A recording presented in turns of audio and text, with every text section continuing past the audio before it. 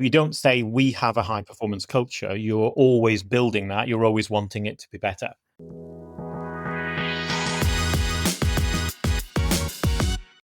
Welcome back to 40-Minute Mentor, the podcast on a mission to raise aspirations and inspire the next generation of category-defining founders, all in just 40 minutes. Today, we're joined by Alan Cairns, former Chief People Officer at GoCardless, the FinTech specializing in bank payments, including recurring payments, direct debit processing, and open banking, helping over 100,000 businesses get paid on time. Alan has over 30 years of experience in operations, people, and talent. Before joining GoCardless in 2023, he led some of the biggest brands through transition and growth, including Money Supermarket, Moo, Octopus Ventures, iTech Media, and GE. With such a fascinating CV, I can't wait to dig into Alan's transition from Chief People Officer to COO and back to CPO. Hear some of his biggest scaling lessons and find out more about what it really takes to build inclusive, high-performing cultures, which Alan has done multiple times across multiple brands. So all that's left to say is a big welcome to 40-Minute Mentor, Alan. How are you?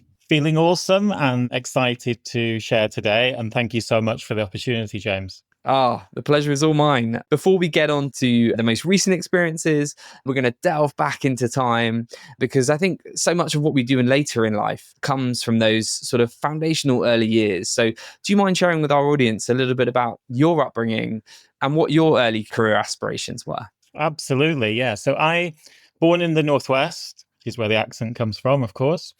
And my early career really was not associated with people at all. It was mechanical engineering. And it was my father had done the same thing. So it was a natural kind of, this is the career that maybe you would choose. Did that for a few years, really enjoyed it. And I think that starts to develop things like problem solving, an opportunity to kind of get into the detail of things. And then from there, ultimately, I got into people through learning and development. So I took what was my first kind of managerial role running an apprentice training center. So it was still in engineering, but it was actually helping young people who'd just left school at 16. So first kind of steps into the world of work and helping those people to kind of gain engineering skills to ultimately do what would be a much bigger role in the future. And that really got me into the people part of the role. So from learning and development and then into people. But really what I'd gained even through the mechanical engineering part was I loved working with people, building the relationship, building the rapport, building the trust. And it felt like a really natural move to go from mechanical engineering and then into a people role. Amazing. Yeah, not always the path I've seen, but actually makes total sense when you describe it like that. I mean, why do you think the people function, the people roles are such a great sort of space to work in? I think that this might sound a bit critical and it's not meant to be, but I think that people role exists because line managers have so many different things to do that they can't be an expert in all of those things. So people problems in inverted commas become the thing that you're spending a lot of your time on, but actually you've another job to do at the same time. So I think the role almost exists to help managers to be the best that they can be. And sometimes that is involves solving people problems. Sometimes it's about hiring the right people. Sometimes it's about how or when someone like that should be promoted and so on and so forth. But I think it exists really to help the business to grow. And as a few founders have said to me, almost every problem in a business, if you want to look at it through that terminology, is a people problem. Almost everything. Any aspect you want to talk about is about people. So that's the bit that's exciting because it's cross business as well. It's not stay in your lane. It's absolutely about working across the business and anticipating what might happen, trying to plan for that, thinking ahead, and then making changes to the business as a consequence of that. Yeah, so impactful. Thank you for sharing. I guess you have worked in some incredibly fast growing brands. You've navigated lots of different transitions over the years. So from all of those many achievements that you've got to choose from, what are some of the biggest moments and sort of biggest lessons you've learned over the years that kind of really stick out to you when you look back on your career? There's so many to choose from because I'm older than the hills. I think I'm going to pick three. So I think the first one would be hiring Peter Plum, who became the CEO of Money Supermarket. And the lesson from which I think applies to headhunting a lot is always look for wild cards as well. So actually his role came about because we were searching for a CMO. And a headhunter said, I've got someone here who won't be suitable for the CMO role, but has done some really interesting things, has a great background, someone you should meet. And I think that Simon, who was the founder of Money Supermarket, would enjoy spending some time with. Fast forward, we offered Peter two different roles, neither of which were suitable, but we found a third one that was, brought him into a role which was a more commercial role. And ultimately, within probably less than 12 months, he became CEO. So the most interesting part of that was none of that would have happened if we hadn't actually gone for the wild card. So I always think it's interesting to meet people that might not be even for that role, but that are super interested. It doesn't mean you have to meet thousands and thousands of people, but sometimes the wild card is the one that you want, and it's the best kind of opportunity for you as a business as well.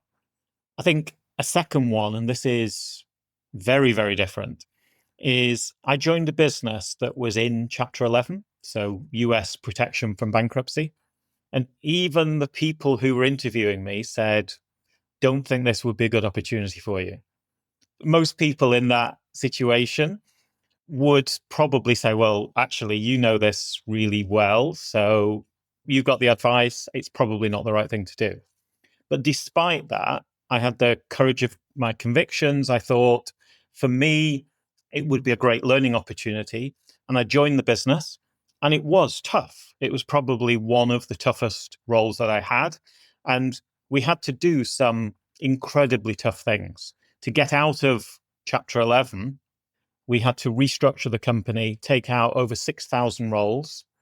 And the big thing for me was we emerged successfully from Chapter 11. We had a good balance sheet at the end.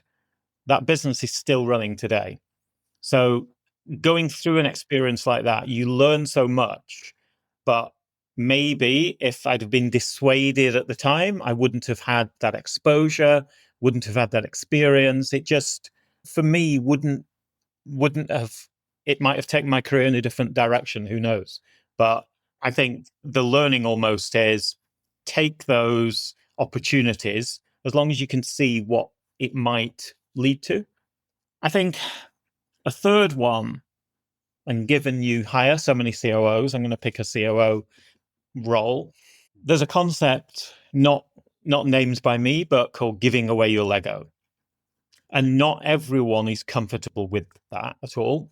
So the principle, at least, is you go into a role and you have things that you're responsible for. And the hard part is actually giving all of that away to someone else when you hire a bigger role and then you transfer that to them, and then having a new pile of Lego to work on. But a lot of people don't want to give the Lego away in the first place because it's like, this is mine, this is the thing I'm working on. And the big learning for me was it's actually enjoyable to give away Lego because, firstly, you have to, I'll try and butcher this metaphor, but you have to build it in the right way, first of all, because if someone else is going to pick it up, you can't hand finance or UX and design over to someone else without it being in a good shape, first of all. Secondly, you have to know it really, really well in order to hand it over. And then thirdly, you have to think about the type of person that you'll hire into that role that has not only the skills, but that you can work with as well. Because what you're going to see is if you hire an expert in a given discipline, you're going to see someone that is better at that than you are. because as a COO, you're a kind of master of many skills. So if you hire someone with the real specifics, they're going to be better at that than you. But you also have to work with that person. So they're probably going to, again, with the metaphor, they're going to undo some of the Lego and they're going to rebuild it in a different way. And that might be frustrating to you. They might not want to keep some of the people that you've hired. They might want to change the shape of the team. So there's a massive learning in the way that you kind of think about that.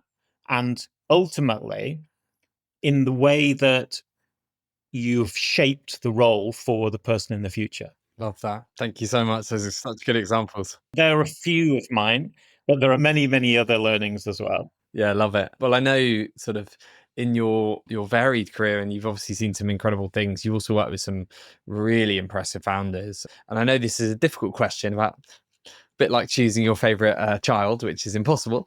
But of all those great founders you have worked, are there any particularly stand out to you that taught you a lot? Or I think I'd love to know what makes founders so special, and perhaps the best founders you worked with, what was it that set them apart? I think I'll steer away from the best because I've learned from every single founder that I've worked with, and I've worked with quite a few as well.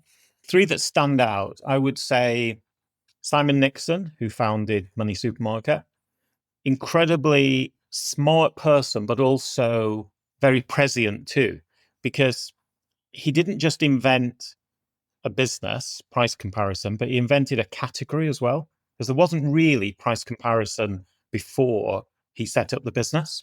Remember, this was pre-Google. So you couldn't really search for, not in the way that you can today, if you want to compare anything. And so massive learnings from Simon about just having the foresight to see that something could be done. And also, he made it free.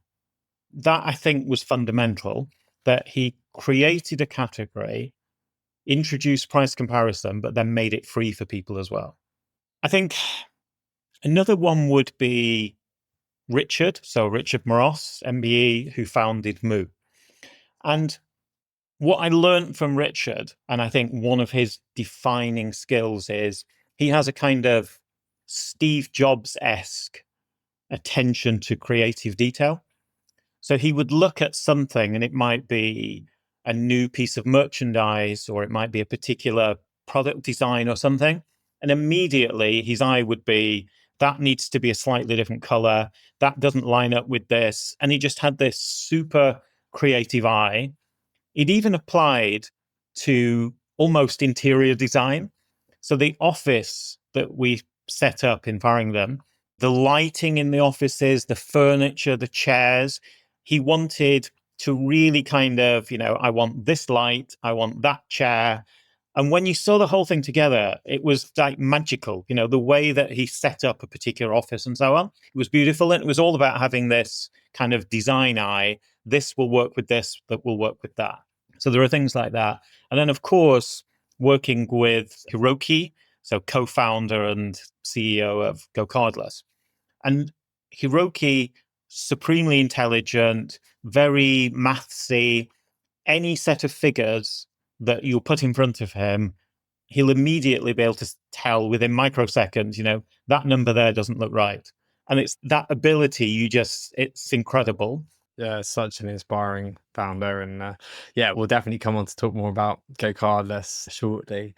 I'd love to dig into your CPO role before then. In your opinion, what makes a successful chief people officer?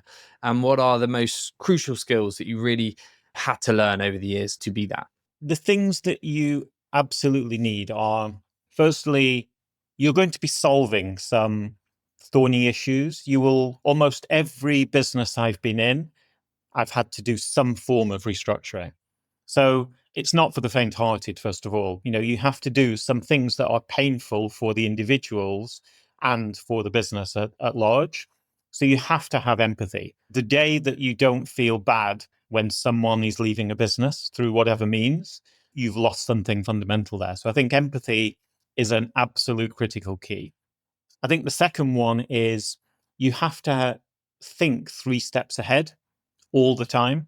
So you have to anticipate what is likely to happen. If you hire a given person and that person comes in to do this role, this type of person will immediately say, I want to build a team.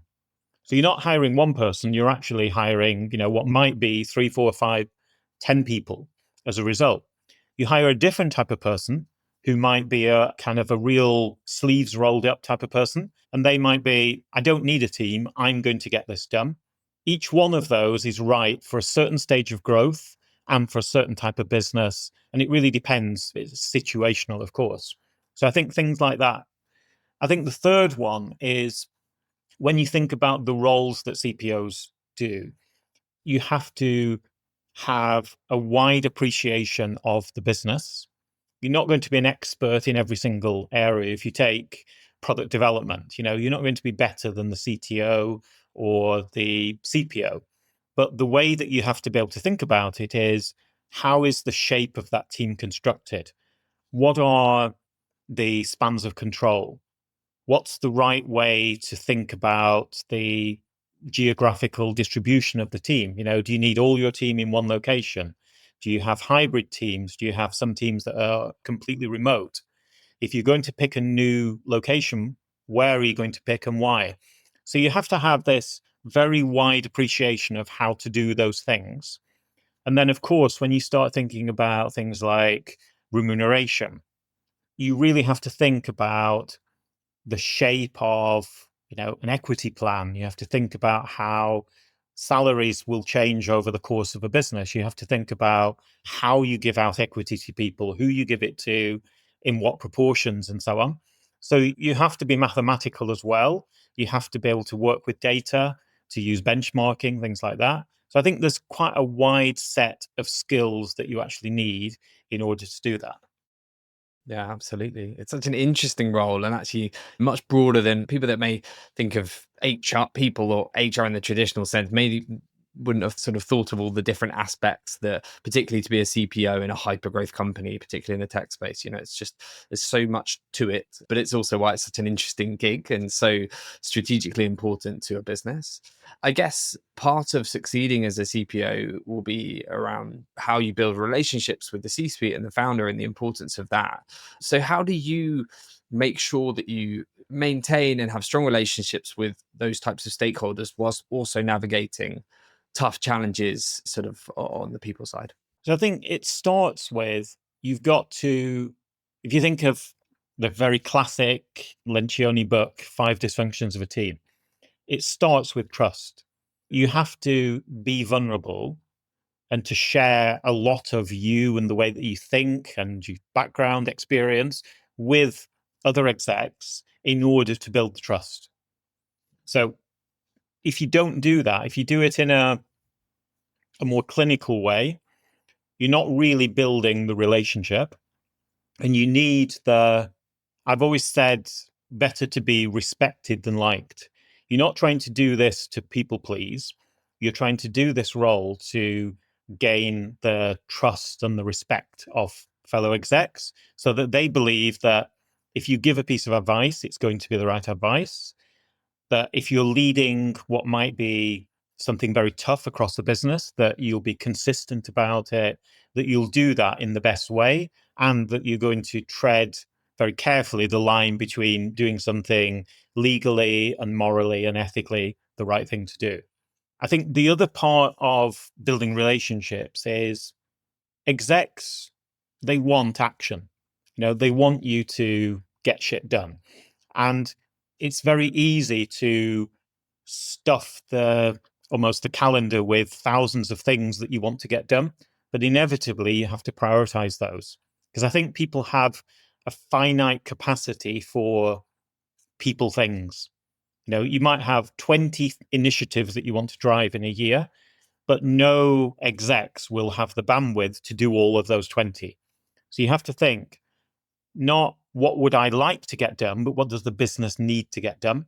And I think if you can design your people strategy in very, very close proximity to the overall business strategy, you're doing the right things first. There's plenty of nice to do things, and I have a very long list of things I'd like to be able to do, but you start with the things that you absolutely have to get done. Yeah, great. Thank you for sharing.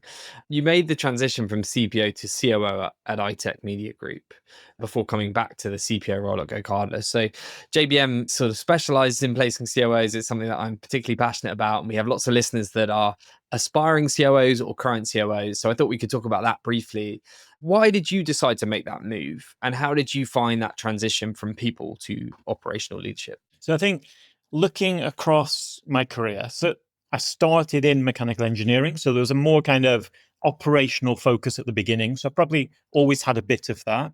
A number of years before, when I was in JCB, I did an HR role for 2.5 years. And then I stepped out of HR for another 2.5 years. And I did an operational role and ultimately ran a small manufacturing unit making excavators. So I'd done that once before. Then in this particular case, I got a reach out from the founder. It's amazing how these things work sometimes, but he'd read an article I wrote a couple of years before on Medium, read the article and thought, that's the type of person that I want. And what he liked was he wanted a combination of operational experience and people experience. He didn't want your classic COO, but he wanted a mix of the two. And for me, it was just a great opportunity to do something that excited and scared me in equal measures because I'd be running functions I'd never run before.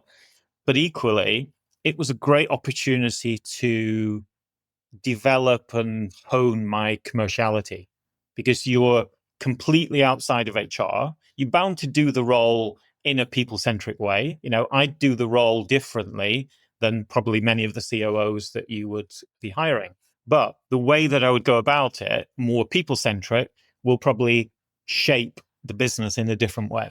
Yeah, amazing. And you alluded to the fact that it was probably quite daunting, but very exciting to learn new things, but also bring your sort of blend of people and operational skills to that role.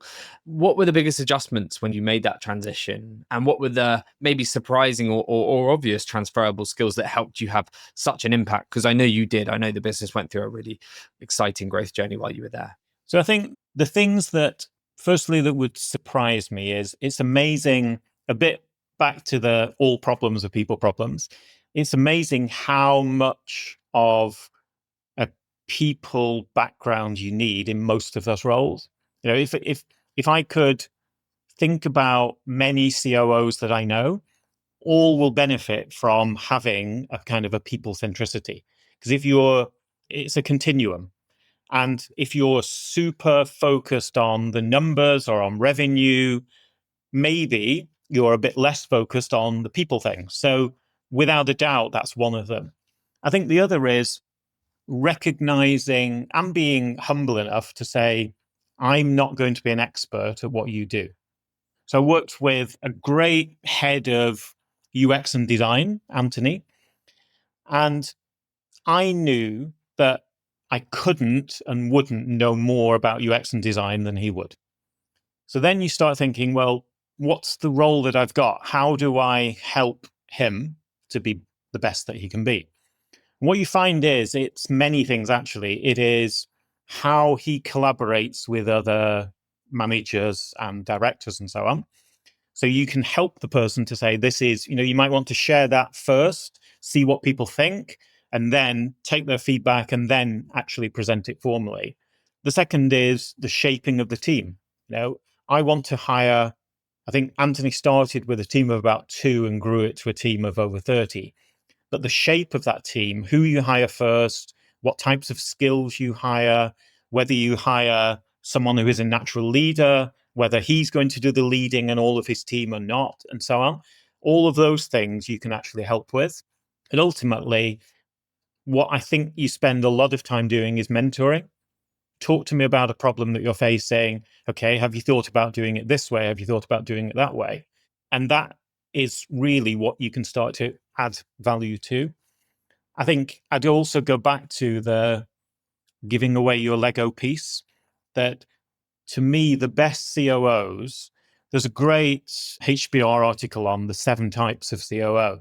To me, one aspect is, unless you know you're ultimately going to be CEO of the business, a lot of the role is actually about, as the business scales, it's about giving things away. And not everyone is comfortable with that. But ultimately, you give away most of your role until you get to a point where your role is so small that you're like, I'm not really needed here anymore. And I think you have to be humble enough to be able to see that, to anticipate it, not to put blockers in the way of that. It's easy to hire B and C players into roles. And then ultimately, well, you still need me because it's got all of these people around and so on. But actually, if you hire really star performers, you do have to step out of the way. You still mentor, you still coach, you still develop that individual, but you're getting out of the day-to-day way of that individual. And that's a massive learning for me, certainly. Yeah, I love that. And any just bits of advice, little tips for CPOs listening to this, inspired by what you've said and thinking, okay, I'd love to make that transition to become a COO. Is there anything particular they should think about or prepare for?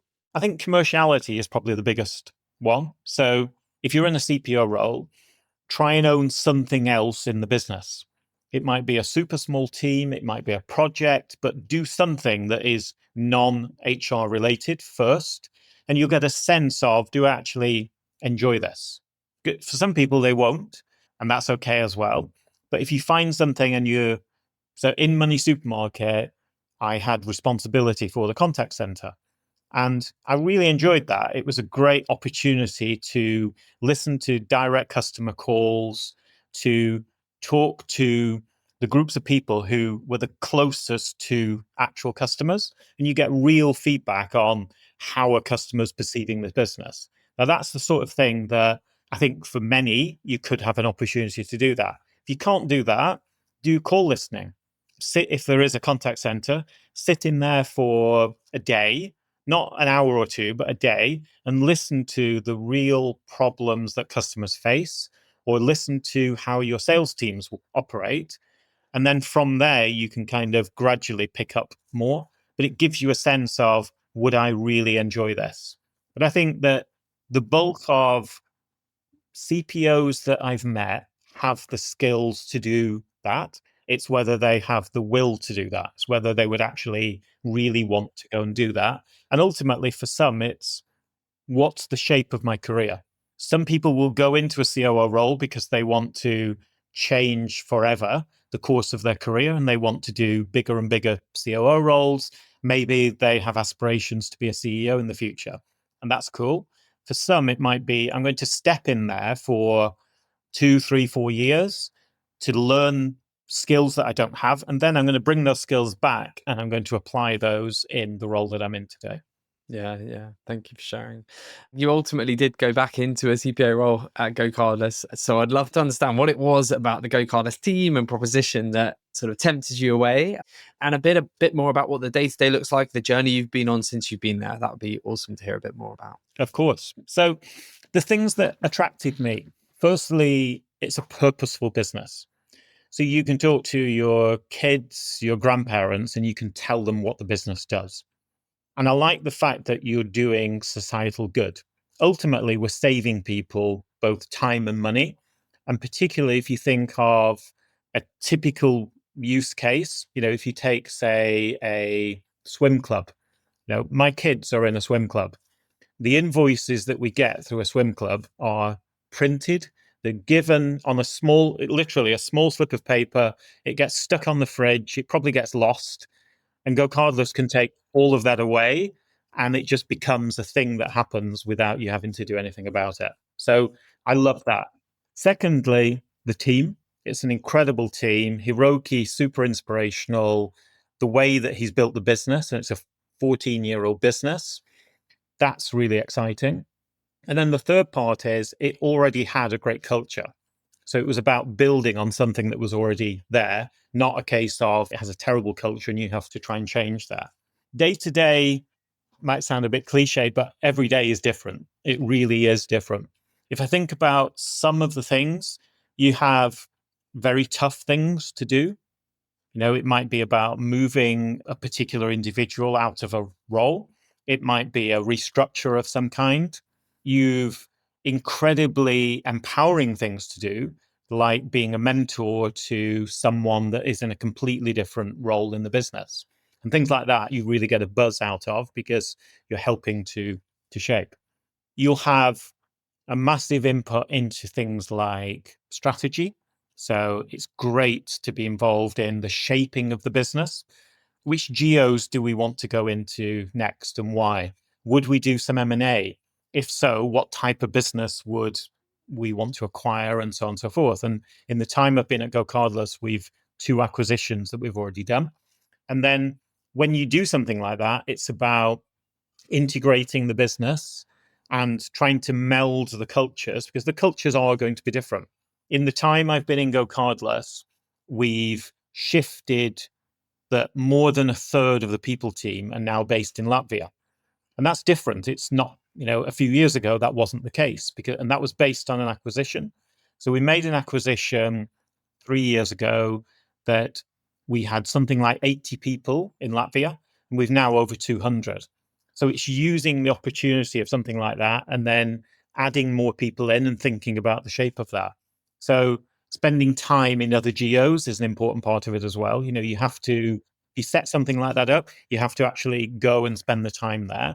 And we've some great hires that we've already made in Riga. So they're just some of the examples. There are many others that are working with Remco. It's brilliant to work with a remuneration committee, and you will always have learnings from doing things like that, because every business sets up its equity plans in different ways. True. No, really interesting. I know you've had a very big impact, and it kind of is a nice segue into talking about high performance culture, which is a sort of theme in this series that I'd love to get your thoughts on as someone that knows this really intimately. I guess, in your view, what does an inclusive high performance culture actually look like in practice? And can you share some examples of what that actually looks like from your experience? I think it's something that many people talk about and few actually truly achieve. So to me, it is a journey, not a destination. You don't say we have a high performance culture. You're always building that. You're always wanting it to be better. The things to me that stand out are, it's about the people that you hire. It's about the people that you promote. So if you promote, I'm not a big fan of kind of A players, Bs and Cs, but if you promote people that espouse high performance, they will want to work with other people that espouse high performance as well. To the extent that if they're not working with high performers, they'll probably leave because they'll want to go somewhere that they can work with high performers. The second part of it is thinking about what high performance means in reality. And I think you have to be able to articulate that to people and to be really, really clear. For us, the business had a set of 4 values that it had for a long time. And to drive high performance, we actually introduced a 5th value, which we called make it happen. If we were less polite, it would be get shit done. But the focus really is about accountability, a sense of urgency, making things actually happen. It's good to talk about things. It's better to actually get them done. So high performance is people that do what they say. It's about people that get things done, that will know how to navigate roadblocks. They'll know how to move things out of the way. They'll know how to collaborate, and ultimately they will get things delivered. So a lot of people will talk about inputs. They'll talk about, I did this and I made this happen, and so on and so forth. But ultimately, a business grows based on its outputs. So you have to be able to translate. High performance is translating what you're doing into shifting a metric somewhere in the business. Love it.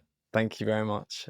And for early stage founders that are listening to this, who aspire to build a cultures like GoCardless as they scale, where and how do you start building a high performance from day one? So if you're trying to think sort of best practice, you're an early stage founder, probably starting to hire your first people. How do you instill that early on in the journey and evolve it from there? I think the starting point has to be getting the right people in at the right time.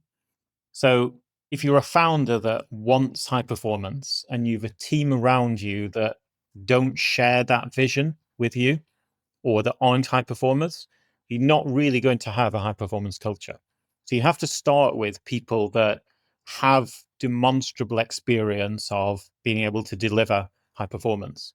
The other thing is you have to be able to articulate that to people really, really clearly when they start in the business. So a very different example might be joining the military. People that join the military know what is expected of them because the military do a really good job of articulating what it's like. And ultimately, the ultimate sacrifice is in this role, you could die. That it's really, really clear what is expected of a soldier. I think it's doing that same job and making sure that people truly understand what high performance looks like in your business. High performance can be a lonely place for people because you might be the only person driving a particular thing. High performance is constantly performance managing and raising the bar of your team. And that means that some people who today will be good enough in 2 years might not be good enough, and you might have to replace them with someone else. That's high performance. It's about that raising the bar every single year and being unrelenting about that. It's also about a mindset as well of how you get things done. To me, high performance is you have a really clear bar. Lots of people are perfectionists, and high performance might be about getting many things that you do to 90% and then iterating from there, but getting it live. And I think some companies will almost focus too much on the perfectionism part of that and actually never get something as good as they want it to be. But high performance is you've got to get those things live and you've got to get them delivered as well. Yeah, totally. Yeah, it's really helpful, I'm sure, for any founder that's starting to think about this. And when it comes to hiring, how do you personally sort of test for high performance characteristics and attributes in interviews? So I think you start with a series of questions that are really focused on what that person has achieved before. And the right way to do it, in my opinion, there's no perfect way, but you want to know about successes and failures and probably probe both in equal measure.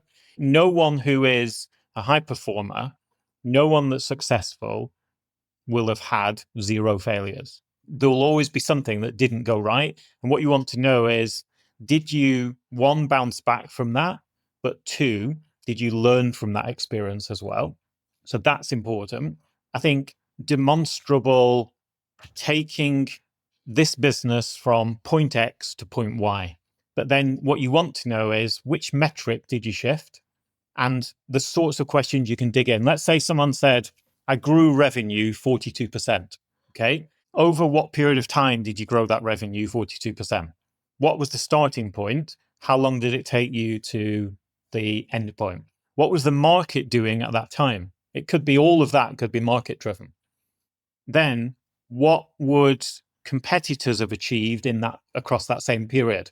If you've grown it 43% and competitors have grown it 72%, then did you do a good job? And then finally, when you look at what the person has done over what period of time, the question of how could you have improved that further? And I think high performers will always have I wish, with hindsight, I wish I'd have done this. Or if I'd have done this, I might have driven it by another 5%. They'll always be able to find an extra opportunity to do that. Yeah, that's a really good point. And when you're going through rapid growth, what are the things that you've seen make or break a high performing culture? So I think the classic is you can scale too quickly. So you can hire too many people too quickly. And it's classic, and lots of companies do it. And I've definitely done it. So that's one of the things that you can do, first of all. I think the second piece is, as well as that, it's about being consistent with your culture. So ultimately, I think your culture is the lowest behavior that you're willing to tolerate. So you have to be consistent about how you will apply things like that. It's also what people do when the founder, when the exec team are not around. That's really your culture. So the more you can do to systematize that, create totems, create rituals that reinforce that, that's how you scale a business, because then you've got the consistency of approach. And you know that The dream would be the exec team disappear for 6 months and the business continues to grow over that time. But they would do that because you've systematized high performance across the organization. Yeah, that's brilliant. And I know that scaling a culture is difficult to achieve, but clearly GoCardless has done that. But there will be people listening to this that maybe are probably having some challenges when it comes to that, going through that growth stage. All of a sudden, you need different people in different roles. The people that were in the early stage of the business are not right for the growth stage. There's so many things that can change. You suddenly take on VC money and all of a sudden there's different expectations. So what have you seen as the kind of common mistakes founders or senior teams make when it comes to scaling, particularly linked to culture, and how can they avoid those? So I think the sorts of mistakes, firstly, there's the piece I mentioned of hiring too quickly. You know the way your business is growing, and you have to think about what people you need at what stage. The second is not everyone can run all the way across the football field. So you have to recognize when people run out of road. Some people can run from the penalty line to the halfway line. And that once they get there, the time is right for that person to go into a different company and again run from the penalty line to the halfway line. So it's recognizing that you will have to continually move people on and you'll have to continually raise the bar of what you expect of people. I think the other things are it's a balance between hiring people that do and people that lead. And it's easy to be seduced almost by there's this person that has this amazing background. They've done this in company XYZ. The minute you bring them in, your business is nothing like the business that you pulled them from. So they will have a real challenge with getting used to, if a classic would be you pull someone out of Google where they have unlimited access to lots of things. It'd be less so today. And you put them in your business, and unless they have access to most of those things, or unless they know how to get from good to great, they won't be able to do that. So you have to think really, really carefully about the types of people that you hire and the mix of people that will roll their sleeves up and get things done versus the people that will actually lead. You don't need, in a small business, you don't need 20 leaders. You probably only need a very small number that can actually help other people to grow. And I think you always need a mix of people that have been with the business a long time and know the history and the background, and people that will come in with a different mindset that will challenge that background. And it's the mix between the two that really makes a great business. Yeah, I really, really love that. Thank you so much. I guess, is there anything else on the hiring side of things? It's a topic that we talk about all the time, given what we do for a living, but it's also just so critical to success, but also really difficult to get right. So is there any other sort of words of wisdom for anyone listening to this that maybe struggled in the past with hiring, whether that's earlier stages of a company or your first leadership hires? Is there any other just tips or pointers or advice you'd have for our listeners? I think there are 4 words that I would look for in any hire. So that would be smart, fast, hungry, and humble. And I think you need those in equal measure. You can have people that are smart, but they're not humble with it. And we've probably all worked with people that are like that. You can hire people that aren't hungry because they've already achieved success in a different business. So you still need that real hunger. And I think the fast piece is so important because what you need is people that can actually work at pace and that can get things delivered. If you find the combination of those, almost irrespective of the background, because they're all a mindset, all 4 of those. The interesting thing is they're a mindset. They're not, you must have that because you've done this role or that role. So I think it's finding people with those attributes are probably the most important things that I would look for when I was hiring. Yeah, I love that. Thank you, Alan. We're sadly at an end. It's been a fantastic conversation. So much wisdom there for our listeners to delve into and learn from. But we've got 2 final wrap-up questions. You are on 40-Minute Mentor, so it would be rude of me not to ask if you could be mentored by anyone, dead or alive. Who would it be and why? I'm going to pick 2 here. Sorry. So one dead, Steve Jobs, and maybe for slightly different reasons than other people. So it would be his unrelenting pursuit of perfection. and also his kind of unwavering attention to detail. And I'd love more of those. And then a very, a very different one. In the future, I would still love to climb Everest. So it would be Nimsdai. I don't know whether you know this person, but he's incredible. He's an MBE, summited 51 8,000 meter plus mountains. He's done 14 of those without oxygen. The guy's incredible. So if I was climbing Everest, that would be the one person I would want to be by my side doing it. Great answer. Thank you. And finally, what is one piece of career or life advice that you would like to leave our listeners with today? I think that an optimistic mindset, and that is something that is core to me, being able to bounce back from adversity. So having fallen and picked yourself up, and then dogged consistency, more important, arguably, than your background, what university you went to, the companies that you've worked for, even your intellect, because they're all things that you can change about yourself. And they're not things that you have to have worked in company X or gone to university Y in order to develop. They're all things that you can change at the beginning of your career, but you can change today. You can actually change those things about yourself.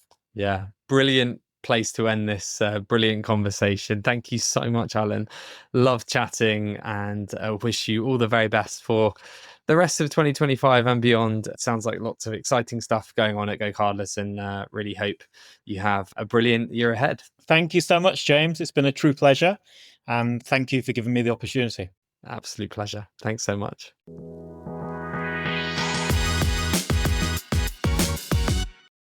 Thank you so much for tuning into today's episode. I really hope that you found it useful and inspiring. If we have left any questions unanswered, or if you have any feedback or guest recommendations for future series, then please make sure you get in touch on info@jbmc.co.uk. I often get asked by listeners how you can help us spread the word about 40-Minute Mentor. There are two simple ways you can help. Firstly, share this episode on your preferred social media platform, and LinkedIn is probably where I'm most likely to see it. And you can also leave us a review on either Apple Podcasts or Spotify. Every share on social media and review left on the podcast platforms really helps us to get 40-Minute Mentor in front of new audiences and share the power of mentorship even further. Thank you so much for your ongoing support, and I look forward to seeing you again next Wednesday for even more pocket-sized mentorship.